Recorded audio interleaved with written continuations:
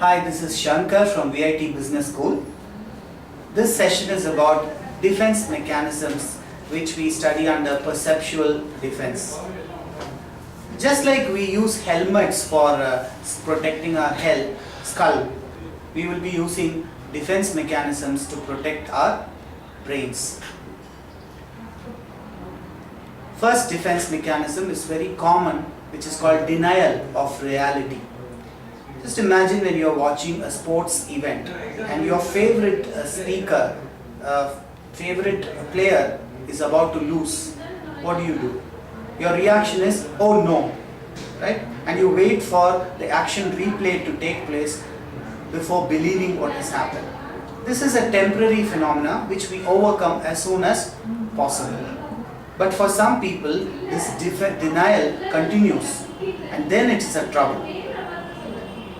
So as a short-term measure, all these defense mechanisms are okay, but when it continues, we have to consult a medical psychiatric specialist. Now, the second defense mechanism is called repression. Can you forget anything consciously? No, you cannot. If you want to forget it, that will be remembered more than anything else.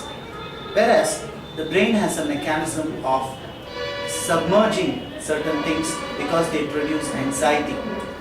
In cases they bury, but they continue to have impact on the conscious activities. Only thing that the relationship between the conscious activity and the unconscious cause gets cut off. That is not visible. So that kind of process is called repression.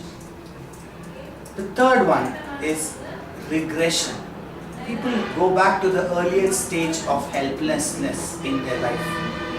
For example, a 5-year-old boy behaves like a 3-year-old or a 2-year-old boy just to get more attention from the parents. A postgraduate student sometimes behaves like a graduate student so as to have more fun. An aged person behaves like a young one in order to get protection and security. These are examples of people's behavior as regression. They do it to save themselves from anxiety. Fourth defense mechanism is about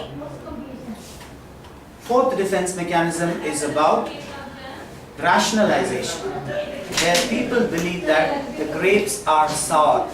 When you want something and you don't get it, what happens if you feel anxious? So in order to reduce anxiety, what you do is you explain away that it's not after all more important for you. You could have done without it also. So that process, which is typically created in the grapes are sour story of a fox trying to get grapes and jumping and trying and not getting it and then returning by saying that the grapes are sour. This is typified as rationalization. Then, people sometimes have negative impulses which are not acceptable to society. For example, we may feel the urge to hit someone or take their belongings or indulging in sexual activities which the society or law may not allow. So such kind of behavior, we know that if you indulge in, you're going to have negative consequences. In order to avoid that, some people channelize these negative stimuli, negative thoughts into a positive direction.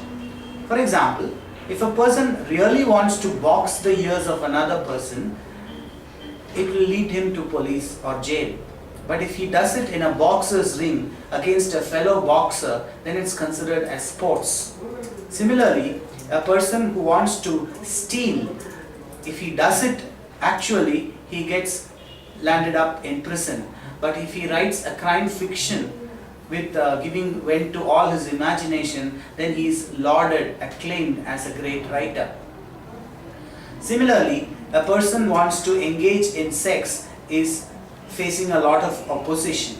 But if he channelizes that energy into something art form like painting or music or sculpture, then he becomes accepted and rewarded for that. So these are examples of sublimation. The next defense mechanism is intellectualization. Just imagine doctors. Daily they see patients who are suffering. And they also have a human heart which also suffers when others suffer. If they also suffer like the patients, doctors can never treat patients. Therefore, they develop a kind of defense which is called intellectualization, in which they try to reason out that after all, human body is like a machine. It can stop one day, it can be rectified another day. So they get intellectual explanations to continue to work. Similarly, police or remand officers sometimes have to be violent to control their persons under their custody. So during that case, they develop an intellectual explanation that what they are doing is not harm to that individual, but protection against, protection towards the rest of the society against these individuals. So these are intellectualization examples. Then the next defense mechanism would be projection. People they feel anxious to have negative thoughts. So they conveniently switch it over or project it on to others. If a person is dishonest, they try to look at all other people are dishonest, and therefore they tend to justify their own dishonesty. This is projection. We have a famous story in the Indian epic Mahabharata in which two cousin brothers were sent on a mission to find out one good person and one evil person. And they returned empty-handed. The reason was the good one could not find an evil person, and an evil person could not find a good one in the world. So they could not get both the people, they came empty-handed. So this is a story of projection. We project our thoughts, our nature onto other people. The next defense mechanism is reaction formation. In this, our original impulse of love or hate cannot be acceptable to our own self, and we try to show the opposite of what we actually feel. For example, a boss does not like a subordinate, but he cannot expose this to the subordinate, because a boss is always expected to be right and just and fair. So what the boss does to cover up is initially shows extreme affection, outward affection towards the subordinate, and then inwardly waits for the first right opportunity to find fault and then pounce on that fellow. So this is an example of reaction formation failing. Then the next defense mechanism is displacement. You feel angry. You cannot express anger at your workplace, and then what do? You go home and find a convenient scapegoat to express your anger. You find either a small child or a pet animal or a domestic health or somebody to pass on your anger.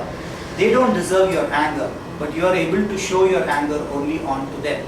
So this is a feeling of displaced anger. Sometimes you can even displace love. When you like somebody, you automatically, the people closer to that person becomes your object of love as well. Right? This is displacement as a defense mechanism. Thank you.